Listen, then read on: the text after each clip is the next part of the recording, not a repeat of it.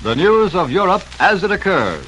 The world is now awaiting the arrival in Berlin of Sir Neville Henderson, British ambassador to Germany, who took off from England's Heston Aerodrome nearly 3 hours ago, flying to Berlin with the British cabinet's answer to German Chancellor Adolf Hitler. Now, during this broadcast period, we shall hear the latest word direct from the two key cities of London and Berlin as our CBS representatives speak to us across the ocean by shortwave radio. First, in London, waiting to speak to us now, is the Chief of Columbia's European Staff, Mr. Edward R. Murrow. And to hear Mr. Murrow, we switch you now to London. This is London. Europe is all paradox these days. For instance, one of the few places in Europe where international railway traffic is undisturbed is the Polish corridor. Germany's transit arrangements continue to function without a hitch. Trains continue to cross the corridor without a hitch.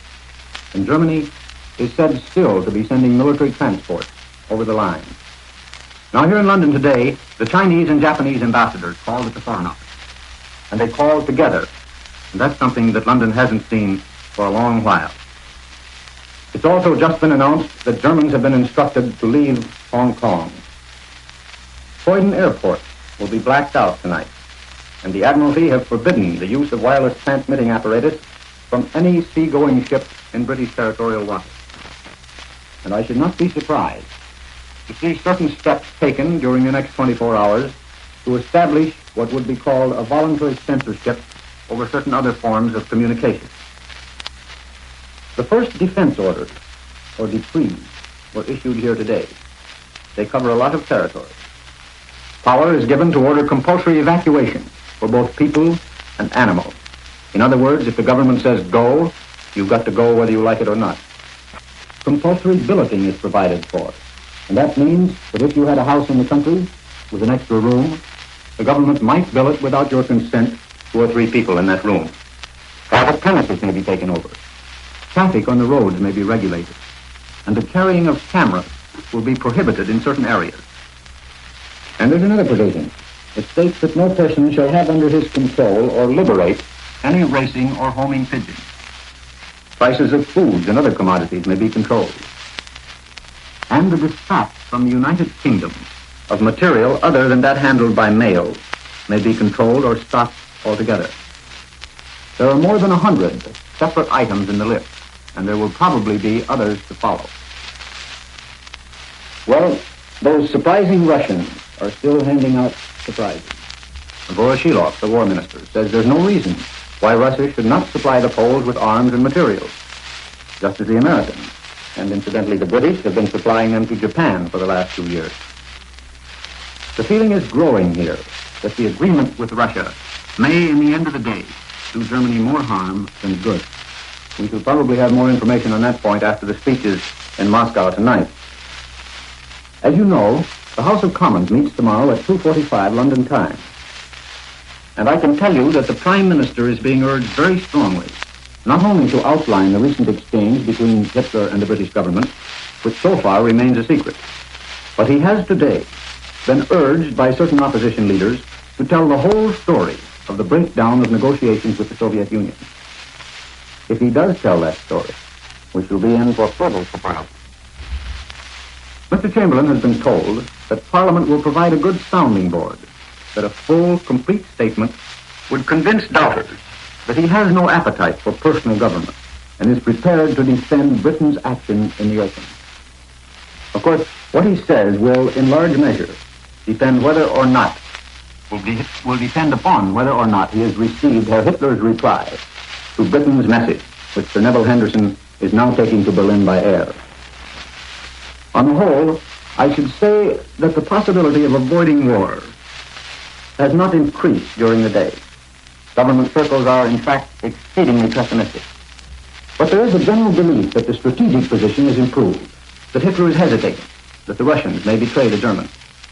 You are already aware of the reaction in Tokyo and Madrid as a result of Hitler's retreat to Moscow. We are not yet certain of its full effect in Rome. Italy still has only a quarter of her army under arms. And if war comes, and Italy stands with the Germans, she will suffer more terrible havoc than will Germany. There is still hope that Hitler may pause and think again. There is still the possibility of a conference. The people with whom I have talked in London today certainly haven't expressed any optimism, but their spirit is better. They believe the Germans are worried and uncertain, if not frightened, and that's a pleasant situation for most Englishmen. They think, rightly or wrongly, that they now have the initiative, that if war comes, they will win it. But that if we have a conference instead, the result is likely to be only a postponement. That view is reflected in the evening news, which says, what can Britain or France do to prevent war at the last moment, unless Herr Hitler takes some step toward calling off his dogs and agreeing, in the words of President Roosevelt's appeal, to refrain from any positive act of hostility for a reasonable stipulated period. Even if Herr Hitler did so agree, it would but postpone the day of reckoning so long as he is in his present mood, which is that of a wayward child who has never been crossed. So far as I can learn, the Poles have not been subjected to pressure by Britain. No one could truthfully say that the alliance with Poland has ever aroused any popular enthusiasm in Britain. Britishers know very little about Poland. The necessary historic and sentimental ties are missing. But the matter is not now so much one of Poland as it is of Britain's pledged word, and the determination to move in one direction or the other out of this twilight of peace. Hitler has made his demand. Now he pauses. It is difficult to see how any solution is to be reached on Hitler's terms. That is to say, any solution that would provide anything more than a temporary relief. Now the Queen is returning from Scotland tonight, and the two princesses are remaining there. Everything is being prepared for 0 hour. Britain is moving up to the line, and I should be less than truthful if I fail to report that some people see it coming with almost a sense of relief. Those are the people who maintain that the retreat has gone on far too long, and that courage and determination are now required. And they feel that perhaps war is the only solution, and that the resulting world order will be better than the one we have fumbled with for the past 20 years. I don't know, but the decision must be made. And the folks here seem to think it will be made during the next 36 hours. I return you now to America. That was London and the voice of the Chief of Columbia's European Staff, Mr. Edward R. Murrow. Now let's hear from the German capital, where high government officials are awaiting the arrival of the returning British ambassador. To hear the Chief of Columbia's Continental Staff, William L. Shirer, we take you now to Berlin. Hello, America. Hello, CBS. This is Berlin. The sands are running fast. Tonight, here in Berlin, we should have a decision whether it's to be peace or war. It's just 8 minutes to 8 Berlin time, and Sir Neville Henderson, the British ambassador, is due to arrive any minute now from London. A big Mercedes car is waiting for him out at the Tempelhof Airdrome, and will rush him to Herr Hitler's chancellery in the Wilhelmstrasse as soon as he arrives. The outcome of this historic meeting is now in the lap of the gods. Although word has sifted through this afternoon that the British government cannot accept the demands which Herr Hitler made public last night, namely a return of Danzig and the corridor to Germany, the Wilhelmstrasse, when I left it a few minutes ago, was maintaining silence, preferring to wait until it knew what Ambassador Henderson brought back. The feeling in German government circles on the eve of this crucial meeting is still firm, and the entire press this evening maintains that Germany cannot and will not compromise, that the Reich will not budge an inch from its demands on Poland for the return of Danzig and the corridor. It is not entirely ruled out, of course, that the British answer, which it's believed contains certain counter-proposals, may necessitate a reply. But the tension has become so terrific that it does not seem possible to anyone here that it can long continue, probably not past tonight, without events taking a turn one way or the other, or as the Germans say, so oder so. In the meantime, Germany seemed already on a complete war footing today. Housewives stood in lines beginning early this morning to get their ration cards.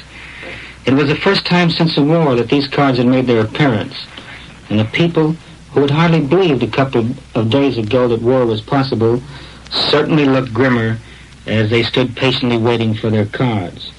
With true German efficiency, the rationing system swung into operation very smoothly. At any store today, if you wanted certain foodstuffs or soap or shoes, you had to show your card. Otherwise, you were politely turned down. The newspapers and the radio have assured the population several times today that there is food and clothing and soap and shoes and fuel enough for every German, that the rationing was only resorted to in the interests of fairness to all. But everyone taking the new measures with by taking these measures with good grace, the people are told, they are helping to defend the freedom of Germany. Most papers praise the German woman for the calmness with which she has taken not only the rationing of foodstuffs and materials, but also the spirit with which she has seen her menfolk, husbands, sons, or fathers, off to the army in the last few days. The military took an ever-increasing part in the picture in Berlin as today advanced. Cars with high army officers sped up and down the Wilhelmstrasse, or down the Tiergartenstrasse to the War Ministry in the Bendlerstrasse. Many cars and motorcycles were requisitioned. I saw several civilian motorcyclists who had been called up with their vehicles. They received an army armband, and you could see them speeding through the streets carrying messages. Despite the needs of the armed forces, the gasoline situation improved today. I was able to buy 2 gallons a few minutes ago, which enabled me to get here in time for this broadcast. Men from the air service supervise the tanking up. Squadrons of big bombers have also been roaring low over the city in formation. In other words, though the talking stage has not yet been completely abandoned, the grim preparation for the worst goes on. I understand no trains from Germany crossed any borders today, but those foreigners trying to get out were able to proceed as far as the frontier and then either walk or get some kind of transportation to the other side of the border. Note that Germany has already assured Belgium, the Netherlands, Luxembourg, and Switzerland that it will respect their neutrality in case of war. But tonight we heard that Holland had decided to mobilize. Well, all depends now on the talks, which will be beginning here in a few minutes between Herr Hitler and the British ambassador. I hope to be on the air later tonight to tell you what I can about those talks. This is William L. Shire, and returning you now to New York. In this moment of waiting, as all the world is awaiting the arrival of the British ambassador to Germany, Sir Neville Henderson, in Berlin, we've been listening to our correspondents in London and in Berlin speaking to us by shortwave radio across the ocean. And now here in New York, let's hear a few words from our CBS Foreign News analyst, Mr. Elmer Davis. Here's Mr. Davis. You notice that Mr. Sharer said that in Berlin they're expecting Sir Neville Henderson in a few minutes. Well, the information from London is that he left only at 1 o'clock. I understand the normal commercial flying time between London and Berlin is 5 hours and 3/4, and while in a special plane he'll probably make better time, it seems unlikely that he can meet Chancellor Hitler before 5 or 6. Now, the most encouraging thing, certainly, in these broadcasts that we have just heard, was Mr. Scherer's remark that it is felt possible in Berlin that the British answer may necessitate a reply, which would at least mean a little more delay and a chance for possibly some satisfactory settlement of the situation. Mr. Murrow, you notice, said that in London it is felt that the possibility of avoiding war has not increased, which is a very temperate remark, but that the strategic position is regarded as improved. Now, that, of course, refers primarily, I presume, to the situation of political strategy, but it's just possible that it may also refer to military and naval strategy as well. There were reports today of a possible mediation by Mussolini. They were emphasized in Rome, and there was indication that some satisfaction would be felt with such a move in Berlin. A Rome dispatch says that the Italian press, as if by signal, emphasized that all the world was looking to Mussolini to avert war. Well, of course, the Italian press usually does things by signal. Virginio Gaida, who is generally the spokesman for the government, wrote in the Giornale d'Italia that while the world is on the edge of a European catastrophe, even more insistent in general are the appeals being made to Premier Mussolini. A last-minute miracle is talked about. Direct intervention by Premier Mussolini is mentioned as a means for saving peace. Now, it seems to me conceivable that most of those appeals have come from Rome. We know from all evidence that's come to us that the Italians are very far from enthusiastic about all this. They have nothing to gain by a war against Poland, with which their own relations have always been friendly. And if they should enter into the war, they are far more exposed than Germany to attack by England and France.